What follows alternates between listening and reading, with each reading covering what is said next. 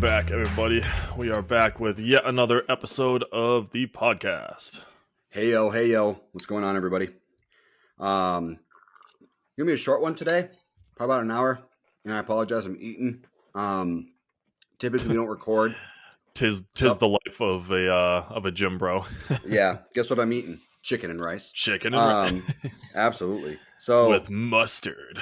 It's actually Kinder's barbecue blend seasoning, no salt, and then a quarter teaspoon of Himalayan salt on top. Okay. So, yeah. That's what this meal calls for. This is my post-workout meal. 7 ounces of rice and 7 ounces of chicken. I wish it was 7 ounces of rice. 7 ounces of rice. My God. Yeah, I wish. That'd be a million. Yeah, 3.5. I've been up there for rice. 3.5 ounces of rice and 7 ounces of chicken breast. That is nice. So I apologize for eating, guys. We're recording at 8:00 on a weekday. This is shortly after I get home from gym, typically, especially being in prep and doing so much cardio. So much compared to usual, not so much as in like what I expected for prep to be. So I do apologize for my chewing, and if you guys hear the ceramic of my bowl and shit like that. It's just part of it. I mean, we have to fit in our meals when we can, especially for someone like you who's in, the most important month of his life. So yeah, it's kind of important to hit those meals. Yeah, especially when you eat so little. You like want to time it perfectly. Like you eat like the minute you can. So, like every night I eat when I get home, and then I eat my last meal, which is 200 milliliters of egg whites and 1 egg, at 9:30. So I time it like perfectly so that I'm not like super hungry throughout the day. But I'm at the point now where I wake up with my stomach growling, and meals 2 and sometimes meal 3, which is not my pre-workout meal. My pre-workout meal is meal 4. My stomach is growling going into those, depending on the day. Typically, whatever I hit the day before will result in how hungry I am the day after. And while you hear Paul's chewing and ceramic, try not to get distracted by my the shaking of my smoothie. Is that a protein shake? Yeah, just a protein shake. Yeah, I haven't had a protein shake, and I have no idea how long, dude. I had the option between a protein shake and chicken, I think, and then a protein shake and egg whites, and I just balanced out like dollar wise, and it just made more sense to do the chicken and the egg whites financially because I was strapped and unemployed, so I went with whatever was cheapest. Yeah, for me, it's just having to drink so many of my calories because I just timing wise can't eat the amount that I need to hit my calorie quota. So drinking, I mean, I drink between, because I drink a mass chaser too, so I'm drinking between 700, 800, 900 calories a day. I probably have like a little over double that throughout the entire day. Yeah. Like I probably have like maybe 2,000 calories right now. It's hard to say exactly. Yeah, almost all protein. My low calorie days are 3,400, and my high ones are right around 3,800. Yeah, I've been there. Just sucks because metabolism. Yeah. So what are you going on? What's what are you feeling? So got an update. I did some posing time with my coach, which was great. We worked on my transition. It's just a regional show I'll be doing, so we don't really need to get it like super dialed in. Just ways of hiding my weakness, which is my arms. My arms are my weakness. I think now that I know kind of what the judges are looking for and what the division kind of calls for, I think everything upper body wise, if I could choose something to have a weakness, it probably would be my arms. Because if you have too big of arms, if your arms are too much of a strength, you actually get like drastically demoted because of it. There's a bodybuilder. His name is Chris Barr. He competes professionally. So Chris Barr, he competes professionally. He's competed in quite a few professional shows this year. And he hasn't been winning because of his arms. He was at the Steve Weinberger seminar I went to quite a few months back at this point. I don't even remember exactly when it was. I think it was March or something. And Steve was saying that his arms were made him almost too big for men's physique. He's almost like borderline classic because his arms are so big for men's physique. Because men's physique, there is no like weight class in a sense. It's all based off of height, but they're looking for a specific look, so you need to nail that look.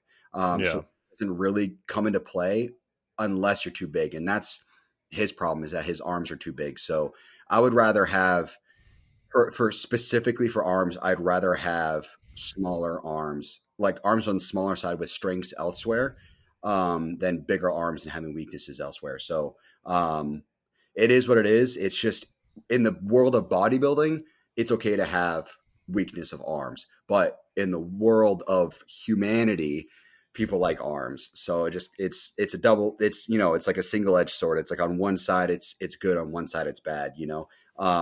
But that's not saying you don't have arms, though. I mean, your Yeah, your yeah. arms still stack up against 95% of the people out in the average public. That's fair. That's a fair statement. I mean, I have to the reason I almost need to buy XLs is because my arms don't fit in the sleeves anymore. Um, so like that's a problem. Like it's hard for me to put on large shirts now, because sometimes my arms stretch them out, especially when I was on the bulking side, um, of the plan, where now I'm kind of on the leaner side. So it's not as bad as it was, but towards me starting prep or starting my cut prior to prep, my arms were big enough to be like, yeah, all right, I need fucking bigger shirt. It was getting difficult to take my shirts off, because of my arms, but that's besides the point. Anyway, so we worked on the transitions that kind of hid my arms in a sense. It didn't. When you transition to men's physique, it's more about hiding your weaknesses than really showing your strengths, because they don't really judge the transitions, but you don't want to show like issues that you have. You don't want to show problems. You don't want to show weaknesses. So um, that's the transitions we were working on. I sent you a video of it, Christoph. It's very simple. The idea is that you don't want to even notice the transition. You just want to see them move from pose to pose. Yeah.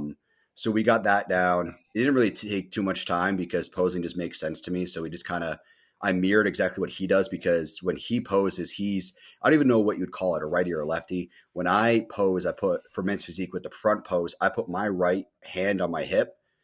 He puts his left hand on his hip. So I literally just mirrored his actions, when we were working on it. So it's pretty easy. So we got that down, and then we kind of got talking about the program and the plan and all of that. So um, we both agreed that we're probably going to end up like 85 to 90% at Victory Classic. We're not going to come 100%. I have the size and I have the structure to win the show, that's for sure, but it's going to come down to conditioning. So like I have the posing, I have the size, I have the structure. We're just not quite there with conditioning yet. So chances are I'd like to place high in my class, but now that I see the competition this year is a bit more stacked than it was last year, there's going to be 4 or 5 people that I know competing in the show, where last year the competition wasn't nearly as steep. I feel like if I went up against the competition that I saw last year, I feel like I'd take the overall. But looking at it, who's could be competing in the show this year, it could really be anybody's game. But I think for me, if there's any reason I'm going to get docked, it's because of conditioning. So with that being said, we're going for the national qualification. This isn't necessarily just for me to step on stage, just to step on stage. We're trying to get nationally qualified. So if I don't win the overall at Victory Classic, just over 5 weeks later, it's like 5, 6 weeks later, is the Excalibur show down in Charleston, South Carolina. And so if I don't win the overall or the national qualification for Victory Classic, that's the show that's going to be mine to take. We're going to go into Excalibur literally like no one is beating me. Like everybody's competing for second. My Yeah, conditioning is going because to be locked in. I was going to say, because you'll have the time to get to that 100% then. Yeah, we're gonna so like let's say we lose, what the plan is we're gonna have like that weekend of Victory Classic, I'm gonna eat whatever I want, enjoy it. We're gonna take 2 weeks of like upping carbs probably, and then we're gonna take the next like 4 weeks of cutting the carbs back out and increasing the cardio again. So the rebound is gonna be everything. Which my coach is very, very good at for programming, especially because for me at least, I respond very similar to pretty much everything in comparison to my coach. Him and I are very similar as far as how we respond to things. So the rebound's going to be very important. But regardless of that, we're going to show up to Excalibur, diced to the gills, and just ready to take the overall. We're going to go into it thinking that there's really no competition there. And just like having the confidence going into it, like, I got this shit. So that's what's going to happen there. And then um, when if I end up going to Excalibur and when I win the overall there in the national qualification, we're going to plan out my my national show. Whether that's sooner in December, whether that's later, April next year, whatever it is, we're going to put on, if it is later, we're going to put on some size, and then just make sure we have plenty of time for prep to get ready for that show. I think the biggest thing coming out of these shows for me is the stage experience, and then also shedding the stubborn fat that I've had my whole life. That way we can set up a better foundation for the next time I bulk, and we can just do a lean bulk. I'll stay pretty lean. I can keep my abs pretty much year round. So I think that's what's going to change for me with these shows. And then the national qualifier, or the national show, the plan is first call out, which is going to be like top 7, which is very doable. It's possible it could happen. I get my pro card, whatever the show is, if it's top 2 in the class or top 1 or, top 2 overall, whatever it is. Each show is a little different with how they hand out pro cards, but there is a very slim chance I could get my pro card, but it won't really matter because my coach and I are on the same page that, like, really at the end of the day, it's not about getting the pro card because I'm going to get it eventually. It's not a matter of if, it's a matter of when. So when I do, I want to get into pro competition shortly after that. I want to be ready to start competing professionally, because if I were to get my pro card now, it would end up sitting for 2 years and just be a yearly fee for really no reason. Besides me just putting IFBB pro in my bio. And I was like, I don't really need to put it in my bio. It's because I'm going to earn it anyways. It doesn't matter when. And he's on the same page with me there. He's like, a lot of guys go for their pro cards sooner than they should, just so that they can get that clout. But then they try to step on a pro stage and it's just a fucking another level, because you're competing against guys who've all been through that and have won big shows like that. And are trying to beat everybody else and win some money, win the Olympia qualification. So I think realistically, we probably got a couple years of putting on size, couple years of maintenance as far as my fat levels go, before I really start competing on a professional stage. Maybe even 3 years, even 4. Who knows? Anywhere from 2 to 4 is my guess. And then once we start competing professionally, the goal is going to be the Olympia qualification. So it's not like I want to step on pro stages to compete at a professional level. That's not the goal. The goal is to get the Olympia qualification through winning shows. So that's what that goal is going to be. So we kind of laid out a rough idea of what the future's looking like, but in the short term, Victory Classic is the goal. If I don't win overall there, Excalibur is going to be my show. But we do have a few Unchained athletes. I don't really say I'm a part of Unchained. I'm more my coach's client. I'm Team Tom Cox. So there's other Unchained athletes competing in it, and guys who have more experience than me as far as stepping on stages. And there are other athletes that could potentially compete in the Victory Classic if they lose shows prior to that.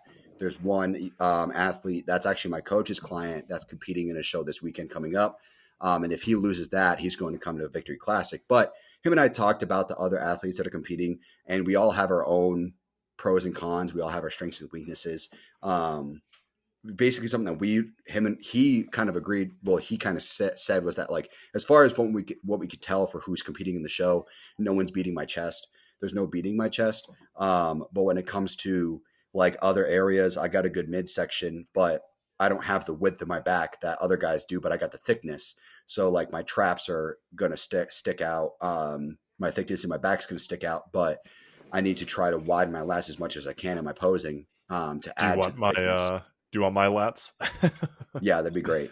So like that's the thing. Some guys have wider lats from the front. Some guys have wider lats from the back. His athlete that's competing this weekend, he has very wide lats, but he doesn't have nearly as good of a chest as I do. So we're going to have to, if him and I compete, we're going to see who's better in that sense. But I think he's going to be already in a better place conditioning wise than I will be. So I think he's going to end up beating me in conditioning. And then there's other guys who've been prepping for shows for like this show for like 3-4 months now, where I've been prepping for it for like really maybe like 6 weeks once I actually step on stage. We were in a cut prior to my prep, but the prep really is counting for about 6 weeks. So that's kind of what we're looking at. Conditioning for regional shows isn't necessarily everything, but that's what I need to bring in order for me to win. Is going to be my conditioning, and if I can bring the conditioning, I'll win. There's no doubt about that. It's just going to be shedding the fat. So that's where we're at currently. That's my current update. You And basically put together your 5 to 10 year plan. When you were going to an interview, where do you see yourself in 5 to 10 years? Paul's like, yeah, this. yeah, competing professionally, going for the Olympia qualification is what I see. No, I mean we gave the rough estimate, because when it comes to the national qualification, we have 1 year from the win of the show. So like let's say I win Excalibur, that's August 12th.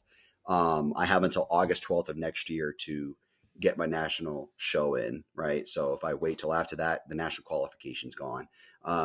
So we'd either do probably either December, which is probably not the case, or we would do April. And I think for me personally, I'd probably rather do April, just because I'd like to enjoy the holidays. As far as food goes, I'd like to put on some size while staying lean, and then really have plenty of time to like have a solid cut and prep, after having put on a couple pounds of muscle tissue.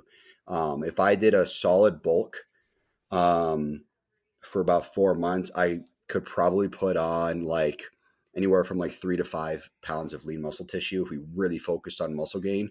And then the cut, we could just really shed all the fat that I have, especially if we had like 12 to 16 weeks to do it. So I think that that's the plan, hopefully, but we'll have to see. I mean, who knows? I might not win Excalibur, but we're going to go into it thinking everybody else is winning. Everybody else is competing for second overall, after having used Victory Classic as part of my prep. You know what I mean? So that's the plan right now.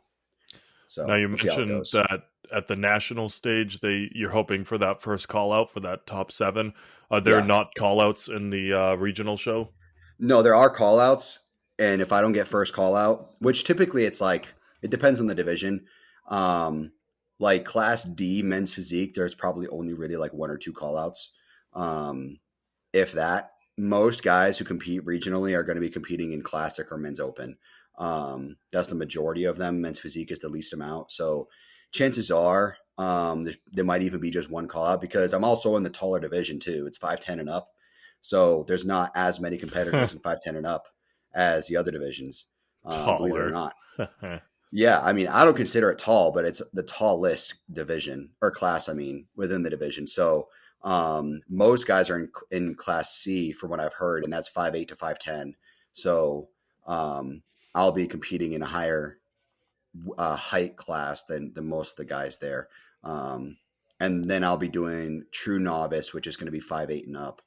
So we'll see how that goes. And But I was gonna say the true novice. I'm sure there's no national qualifying in true novice that's a good question. I don't think so. because Um, you're winning that. So Yeah, chances are I think I have a good chance of winning the true novice. I know two guys competing in it. They might have better conditioning than me, but both of their posing is just completely fucking off. So I mean, I beat them in posing alone, and I think I'll beat them in structure and size. So if I can just get like 90% conditioning, I think I'll win true novice. Um, because I also have the structure. The structure is a big part of men's physique. And one of the guys I'm competing against in the show, once I found out he was in a different class, he's in class C, not class D.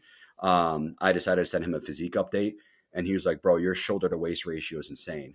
So like for him to say that, and knowing that I'm going to be competing against him, that makes me feel a little bit better about yeah, where I stand in the show. And like the another guy I know who's competing in it, he's also doing masters. I've seen his posing, and the way he poses is very straight. So he's going to make his waist look extremely wide, where that's not the goal. You want to make your waist fucking invisible in men's physique. Um, So I'm going to have him there at least. And these two guys, the posing just doesn't click really. So, like I said, I'm going to have that over them as well. Because my coach was like, out of the three guys that could be potentially competing in it, two of us for sure, one of them potentially, I beat them in posing all day. So that's something else to keep in mind. I mean, but yeah, so that's kind of where we're at going into this show, which is exciting. I'm excited. They also changed the structure too. So in the past, the structure was 10 a.m. to 3 p.m. is men's, because at 3 p.m. women starts. And they do prejudging and then immediately go into finals. But now it's 10 a.m. is everyone's prejudging, then 3 p.m. is everyone's finals. But my coach said that that's better. That's how most shows are structured. Usually it's 9 a.m. prejudging and 5 p.m. finals. This was a little bit shorter and closer together. So he said that's a little bit better than it was before, because he said it's easier to peak twice than it is to peak once. So if we come in at prejudging not 100% as far as like my peak goes, we can go into the finals and be like, all right, this is where we messed up. Maybe we had a little bit of too much water or something. Let's go ahead and like walk for 20 minutes or something, try to shed some water, go to the bathroom as much as possible. That way, like I could shed the water going into the finals. Typically, the prejudging is what's going to determine the finals, but sometimes if you botch the finals, though, that'll lose you positions. So if I can come in even better peaked, that'll make me look even better, because they present the athletes and then they reward everybody. But if somebody comes in and they're all of a sudden bloated and full of water, then how can they reward that? So you got to make sure that you peak great twice. And that's easier to do than just peaking once. So And it'll be is your interesting. coach going to be there with you? Yes, yeah, he should be there. I don't see why he wouldn't be. But Chewy will be there because he has a client competing, and he's the one that's in Masters, that client. So I know at least Chewy will be there, and he's friends with the other guy competing. So it'll be kind of a tight knit group, and we'll keep each other pumped up and all of that, and keep lifting backstage and whatnot. So I think he should be there. I don't see why he wouldn't be, especially if he has two, maybe three clients competing. I don't see why he wouldn't be there. Yeah. So he had one competing last year in the same show, and he still showed up. So I don't see why not. I'll have Chew hold up a phone that has me FaceTimed on it. I'll be there with you. You'd be like going back and forth, so like, yeah. Everyone's lifting and super serious, and I'm just dancing in the background. You're just going, boop. But yeah, so that's the plan right now. So it's exciting. I'm looking forward to it. I got tomorrow, Thursday, going into Wednesday, we got Florida, so that's going to dry me out. I'm going to be resting a lot away from work. So really all I'm doing is lounging by the beach and lifting in the morning. So it's going to be good. It's going to be a good time. Are you gonna hit any of the beachside gyms while you're there? I don't think there is any. Oh, I couldn't find any. there's for sure got to be a beachside gym in Florida.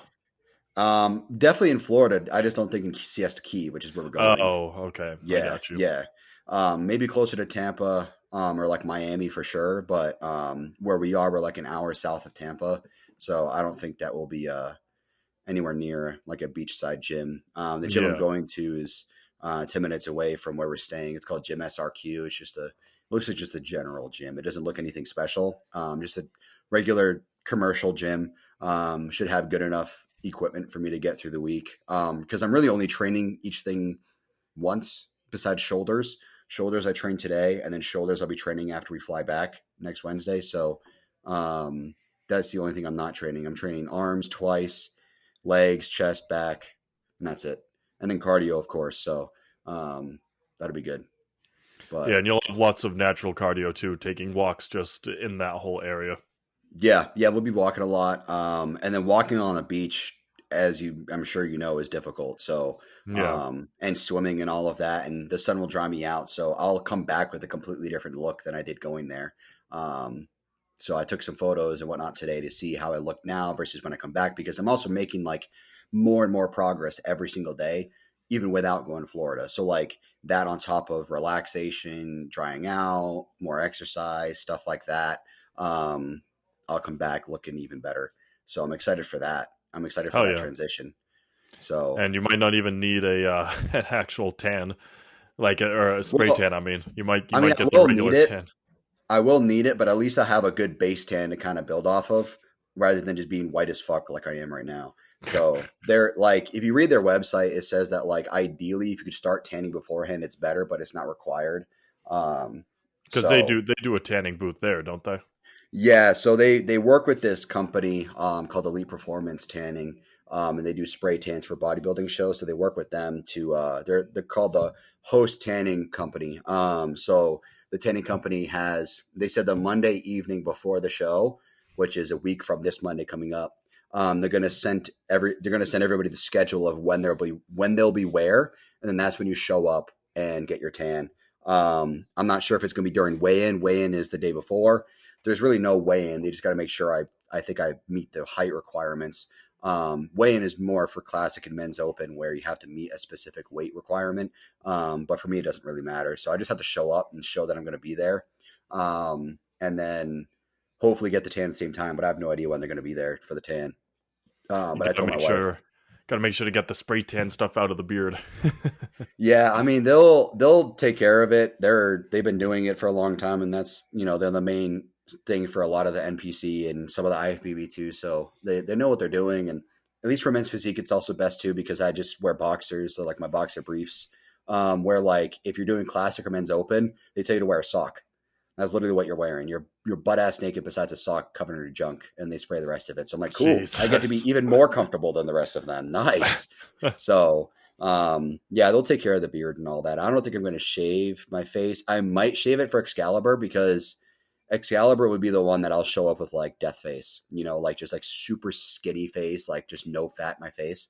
Yeah, I don't know if I'm going to show up like that to Victory Classic, but knowing how my body responds to things, my coach is like, you're going to be just like me, probably. Everything's going to click last second. So we could be like 4 days out and be like, I feel like I'm just holding on to way too much fat. We're not going to come in condition. But then like one day out could be like just all fucking falls off. So um, you never know what'll happen. So it's possible that I'll end up with death face and I might just shave it all off and just like come in like looking slim, because the less beard, the better, really. It'll take away from your physique. But one of the best men's physique ever, especially not pro, is that Indian guy that got turned down for being too muscular or whatever the hell it was, and his beard looked fucking phenomenal. So I'm I think not it looks familiar. sick.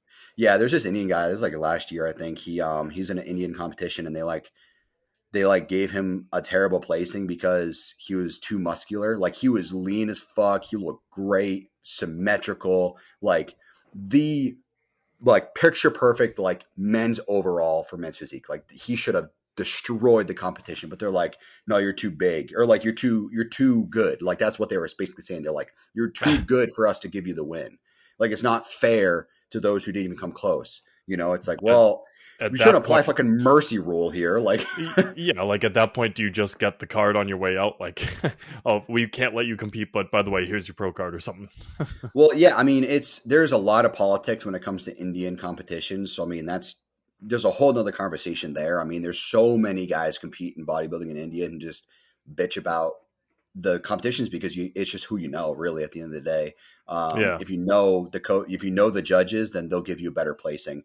There's this one guy, there's one video that he freaked out at the judges and was yelling at them because he's like, I think it was Indian. I could be wrong. It might not have been Indian, but it's definitely something that would happen at an Indian show. And he's freaking out at the judges because they didn't give it to him, and they gave somebody who looked way worse the win because he was best friends with the main judge or something. So like it was just this like crazy bias towards the people competing on stage. Um, so that's not fair, but it is what it is. And I mean, the team Unchained has some ins with coaches and all that. So a lot of the team gets like ins on what they're looking for and kind of who they're thinking the competition is going to look like and whatnot. And they're like, okay, well, who we know is competing, you're going to need to bring conditioning because of these other guys who are competing. So like he kind of gives a heads up as to like what's going on, but that's not really like against the rules or anything like that. It's not like you're giving the win to them. You're just like, hey, this guy just registered and he comes in fucking diced. So if you don't, you're gonna lose, bro. yeah, So like that's what I imagine happens. That's just what I've been told, is that he kind of gives people the in ahead of time. But yeah, so it's just some of it does involve politics, especially on the regional side. But it's really not that common in the US because bodybuilding is so big here in comparison to the rest of the world that it's just not as political as other places where the competition isn't nearly as dense as far as number of people. So it is what it is. We're very blessed to be able to compete in the US because people fly here to compete here. People come to live here to compete here. And the bodybuilding meccas of this. You could argue like, oh, this gym's better than this gym. Like people could argue Oxygen is the best gym in the world, but like really though, we have the best gyms in the world. Bev's Francis is powerhouse. We got Venice Beach, Gold's Gym. I mean, there's some. We got the Empire. Redcon one. Not the best. We got Redcon one down in Miami and Nashville. Like, there's so many different like insane gyms. Oh, Dragon's Lair in Las Vegas. Like, so many different gyms that are just fucking next level for equipment. Impact Fitness up in Auburn, Massachusetts, I'd argue is one of the best gyms I've ever been to. So yeah, I don't know. We're very blessed to be here. It just sucks that steroids are so illegal. Yeah. I mean, that's the whole hottie journey right there. Coming from Abu Dhabi? What's his nation of? I think isn't he Iranian? So yeah, that's it. Maybe Iranian. is Yeah, it Iranian? Okay, I and wasn't sure if he was just Iranian or Iraqi. spending the amount of time that he does here in the States just to compete at the level that he does. Yeah, guys like that have to come here like a month in advance Yeah, to get ready, just so that they don't fuck up their prep. You don't know how, like, guys don't realize how hard you can mess up your prep just by traveling. That's what happened to Logan Franklin. Like, he was going to compete in the Olympia, but because of his travel and he had bad fish and whatnot, it just fucked up his stomach and he couldn't compete. And he traveled a week out. C-Bomb moved down to Florida so that he was in the U.S. so that he could easily travel. He didn't have to he travel was internationally anymore. he was a Canadian dude. Yep. And I think the Olympia, it's back in, I can't remember. There's something happening down in Florida. Like, I think the Olympia might be back in Florida or some shit.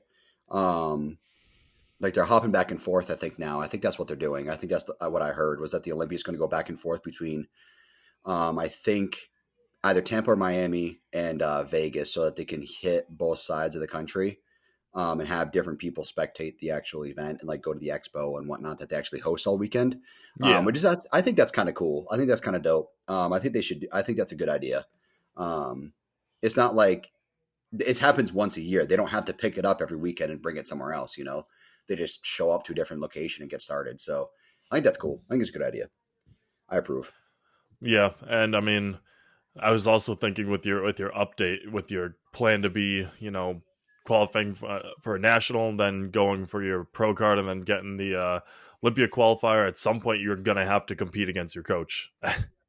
Yeah, probably. I mean, it's possible that by Was the that part of your time. conversation, or no? No, he's like 31, 32, and he doesn't see himself competing past like 35 to 37. So, by the time I could potentially get to that level where I'm stepping on stage next to him, one, I could very possibly be with another coach, who knows?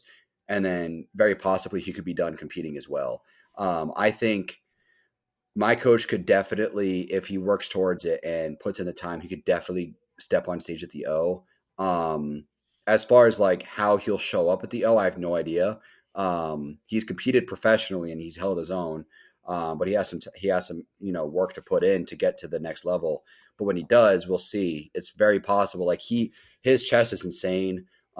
His abdominal section is insane. He just needs to get the conditioning dialed in. And I think he could use some more size in his back. And then I think that's when he'll truly step up.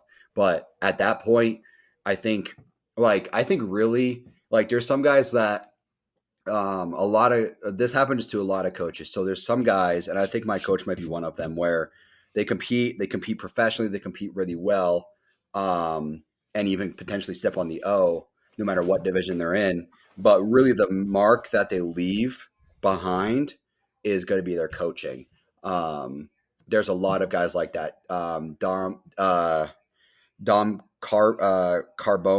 what's his name? Dominic Carbone, I think, is like that. He competed, I think, at the Olympia level, but like he's really leaving his mark in the industry with his athletes that he's coaching right now. Chris Aceto is known for his athletes.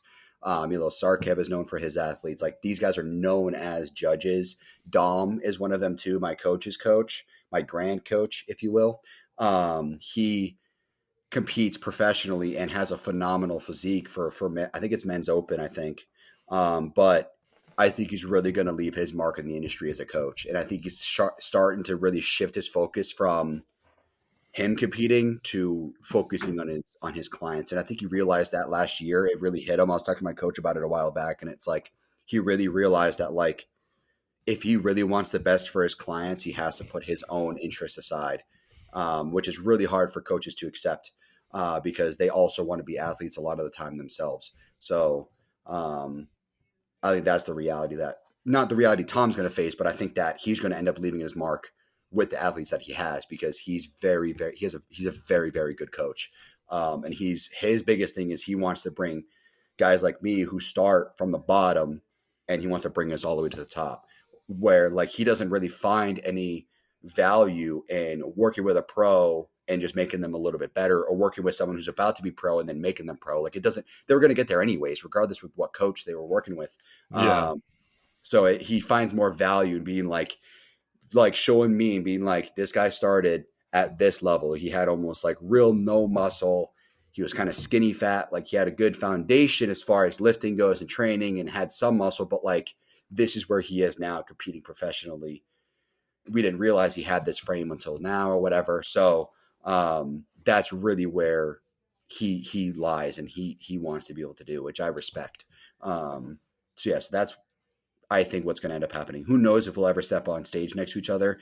And I don't know if we ever would because he wouldn't want to compete against me. Like I don't think as a coach he'd want to compete against his own client. You just pick a different show. You guys got the same call out, and he just looks you down dead in the eyes and goes, "It's over, Anakin." You're fucking done. I'm gonna fuck your prep up on purpose. The night before has to pizza. I'm gonna fuck your prep up. Yeah, changes your plan just to mess with you. Imagine. Yeah, just so you lose. You're like, wow, coach is letting me have a cheat meal. I wonder why. And he's sitting there going, he's like a devious raccoon, like a fly on the wall, rubbing their hands together. Yeah, no, I mean, I have no idea what will end up happening. Who knows? I just think that if we put in the time and effort, I could definitely get my pro card, which will be really exciting. But that's not the end goal. The end goal is going to be ultimately winning the Olympia, just like anybody. And if I just keep saying when I do, then just maintaining it. But one saying I'll always say is that there's no wolf hungrier than the wolf climbing the hill in comparison to the wolf at the top of the hill. They say that the wolf climbing the hill is hungrier than the wolf at the top of the hill. So like C-Bomb, he's at the top of the hill. He's on the throne right now, and he needs to keep beating himself in order to win. So each year he has to come in bigger and leaner.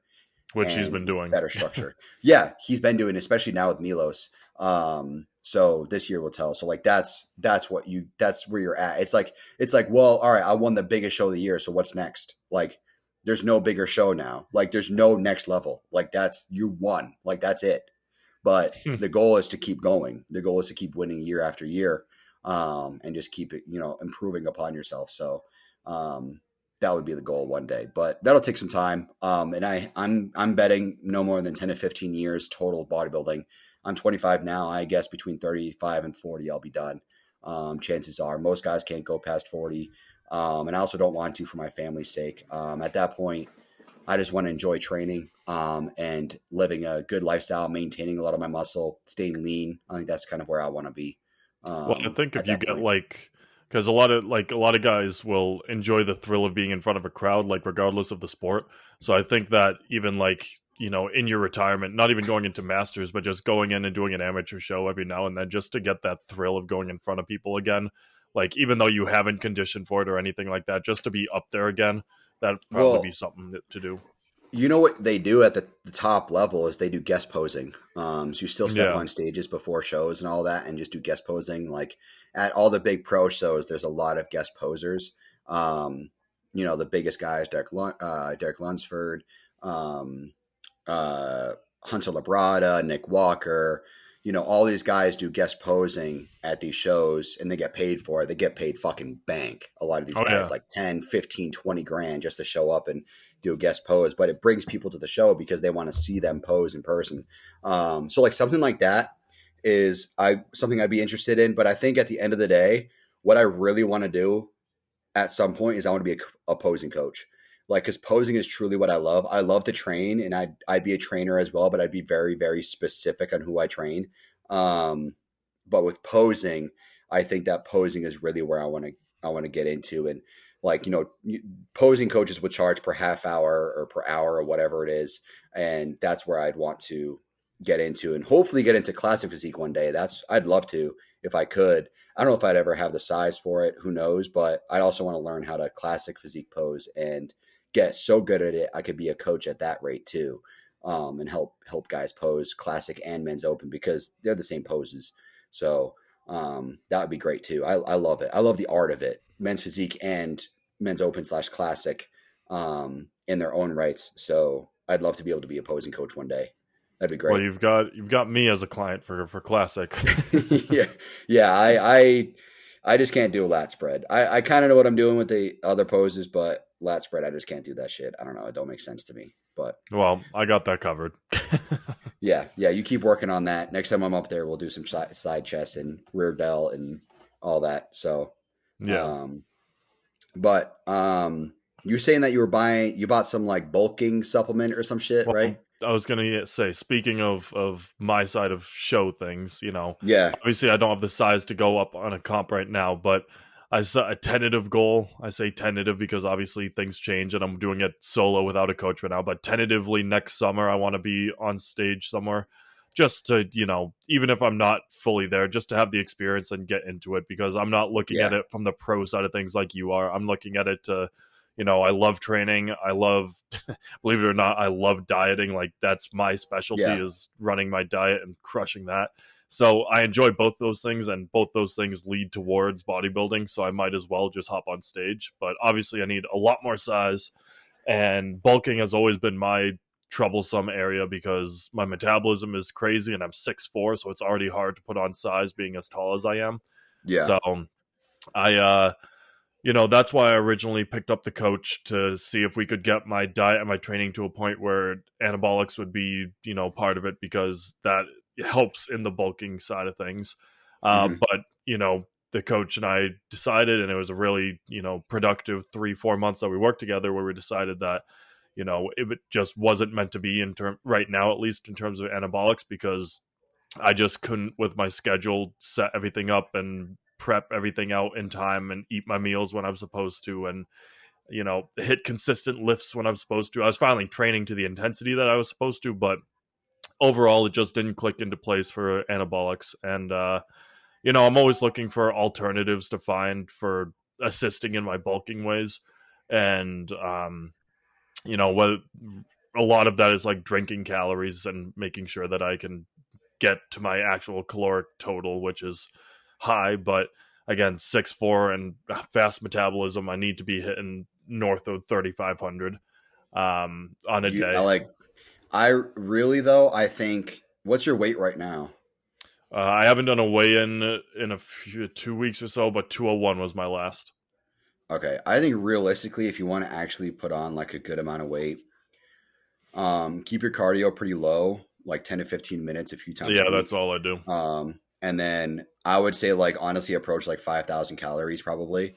Um, Especially at your height to really put on the weight, you really need to be like force feeding every meal. Yep. Um, and it's not going to be the best weight, but to put on the weight and to build that foundation, and to build like that muscular density to really build off of. I think it like around the 5,000 calorie range is honestly probably where you should be sitting. Like I said, a lot of that's going to be fat, and that's going to be a lot of a mental game, um, and a lot of it's going to be like I said, force feeding. And have you ever force fed before? Of course. Okay, I was gonna say if you've never force fed, it sucks, but that's gonna suck too. Force feeding sucks, and then seeing any sort of definition disappear sucks. But if you put a year into that, you'll be at a much better weight, and then you could really shed the fat from there, and then you'll be at a completely different physique. This Yeah. time next year, hypothetically. So I think from my understanding, I think you should probably be putting on like 5,000 calories a day. Um, Which so unfortunately is very, very difficult to do with my teaching lifestyle Yeah. and everything. So I do my best, but Right. I look for alternatives to help me with that. And I do take a bunch of natural supplements as is. I think I'm taking 6 different supplements right now just to cover all my bases.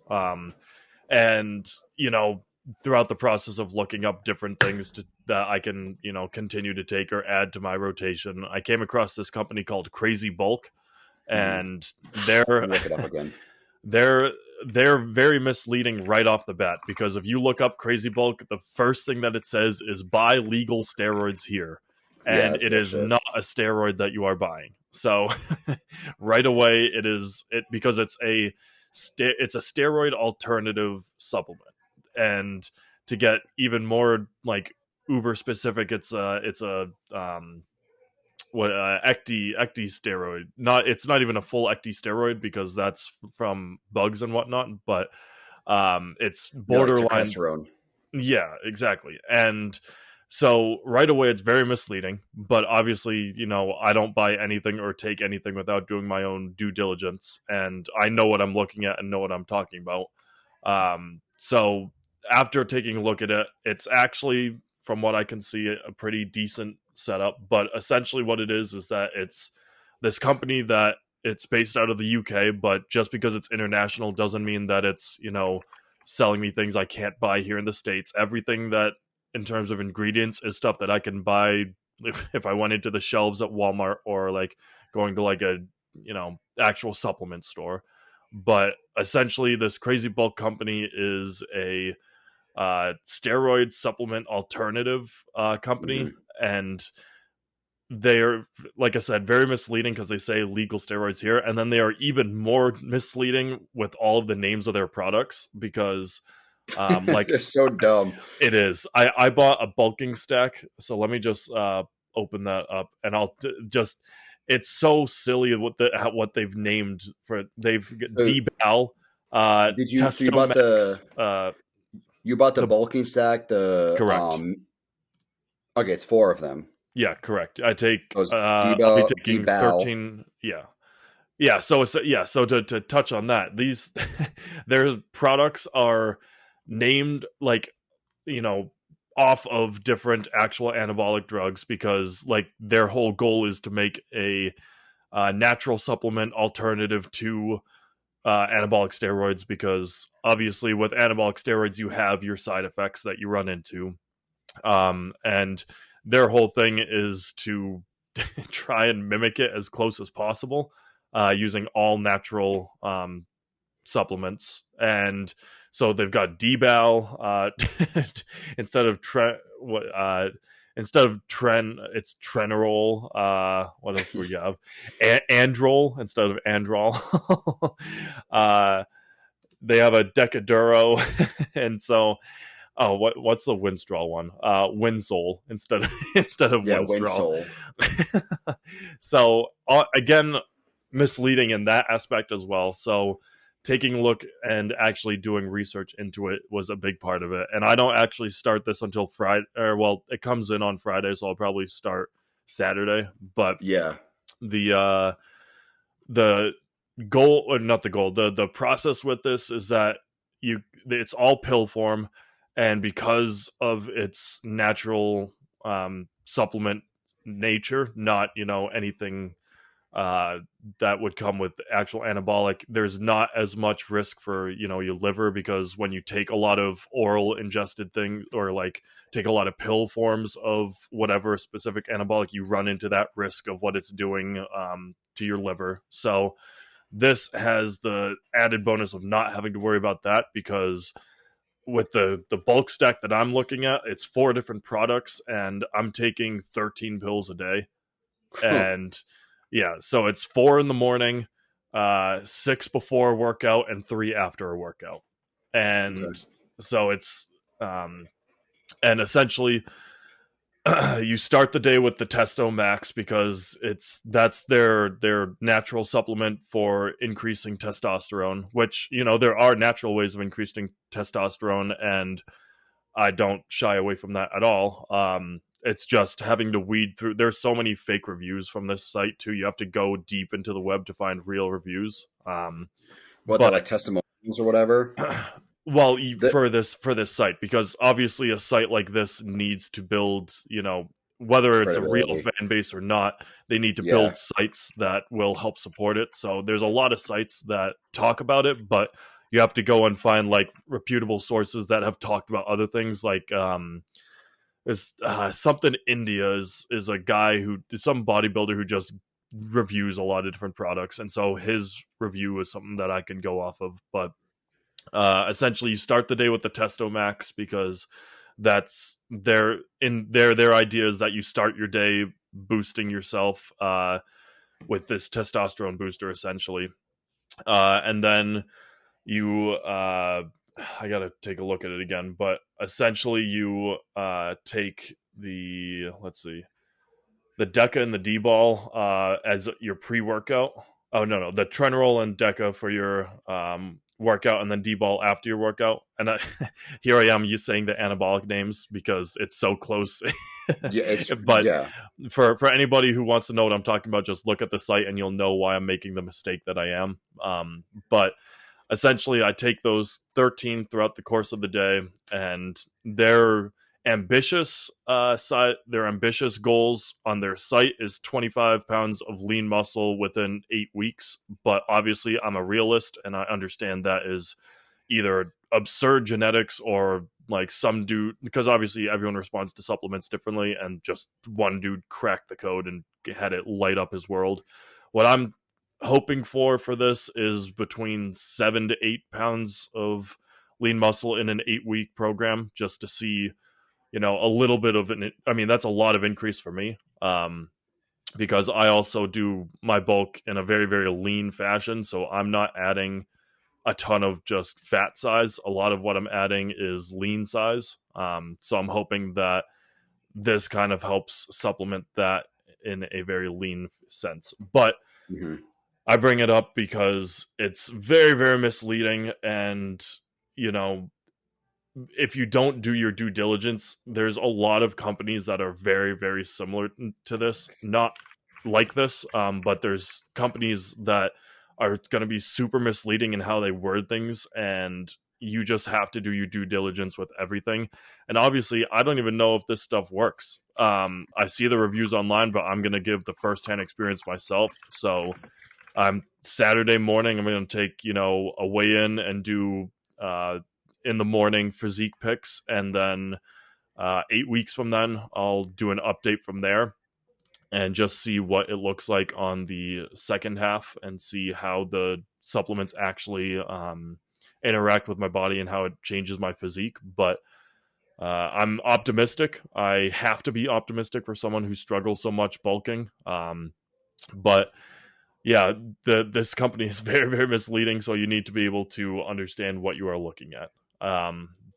So I know I sent it to you a little bit ago just to get your quick opinion. But it's a interesting program. I'm excited for it, obviously, because I need to maintain my optimism. But we shall see. So 8 weeks from now, you guys will get a far more in depth review from me.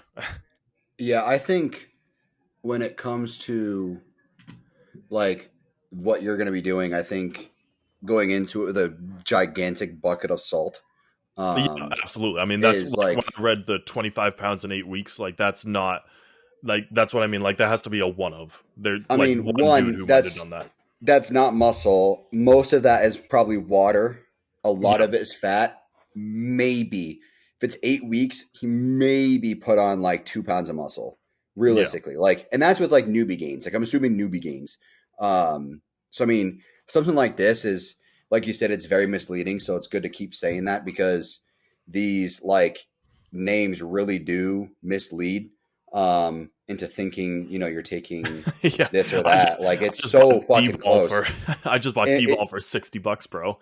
like it's almost like upsetting, like how close these names are Yep. without actually being the fucking names. You know what I mean? It's It's like like one or two letters of difference. D-ball. Like that makes me want to throw up saying that. It's D-ball. Like Trenorol. Like that just it's Tren. It's Trenbolone. Like it's just Yep. Winsol. It's Winstrol. Like Well, it's that's why just a little off. I hate it.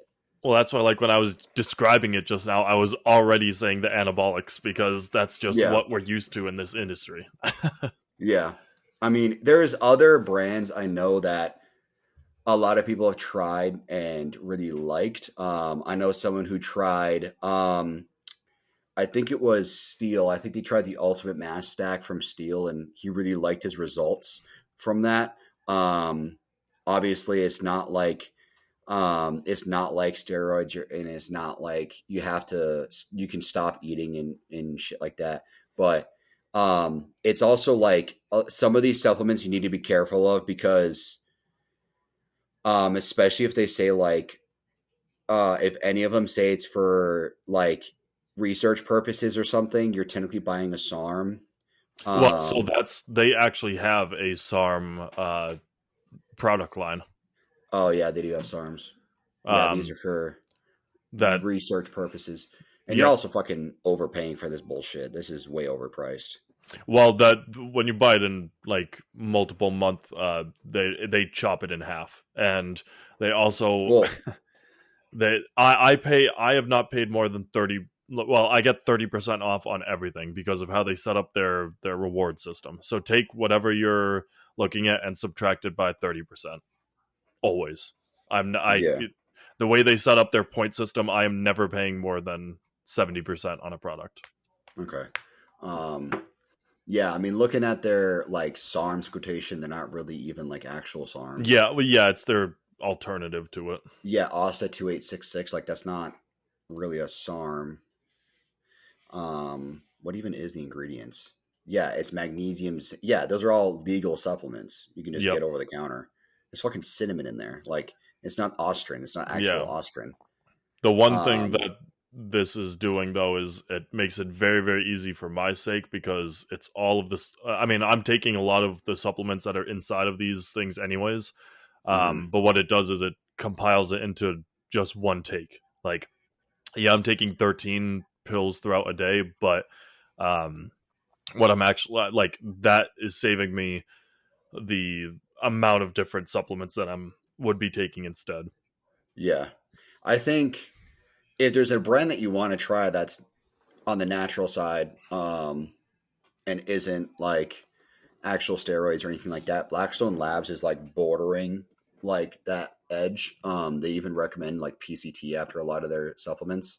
Yep. Um, so like I know that Steel, their stack supposedly is good, but it's so fucking overpriced.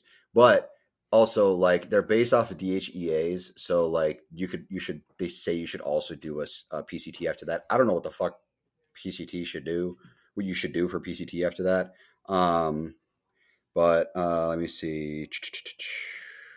Yeah, on cycle therapy or liver support. Yeah, it doesn't say anything about a PCT. But as you take the Andros for the full 30 days, start the alpha. Huh. Okay. But yeah, so it's just like you got to be careful with shit like this because, like you said, it is misleading. So it's good that you keep saying that.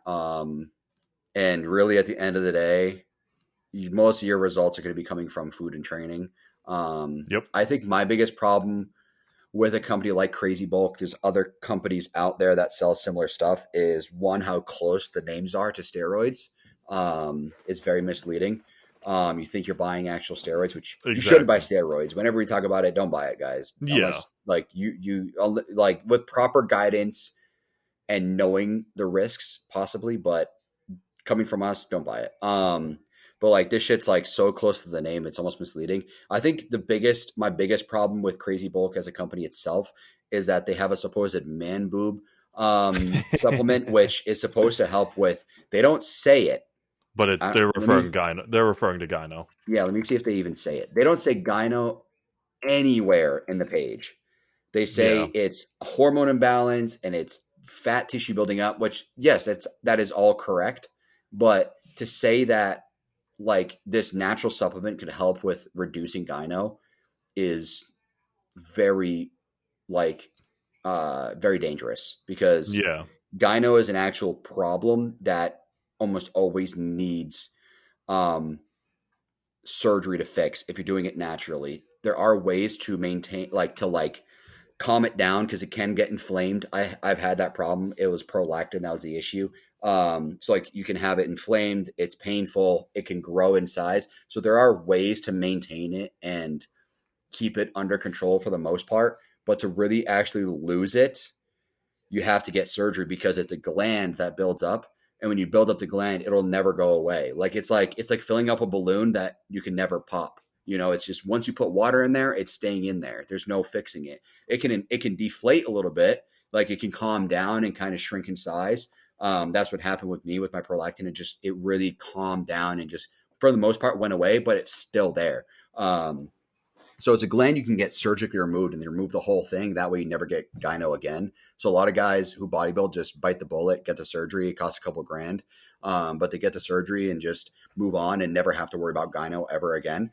But something like this, getting rid of man boobs, whatever, that's can be very misleading. I think people should be very careful of that because that's not the reality. Typically, you can't really take something natural and just make it go away. Yeah.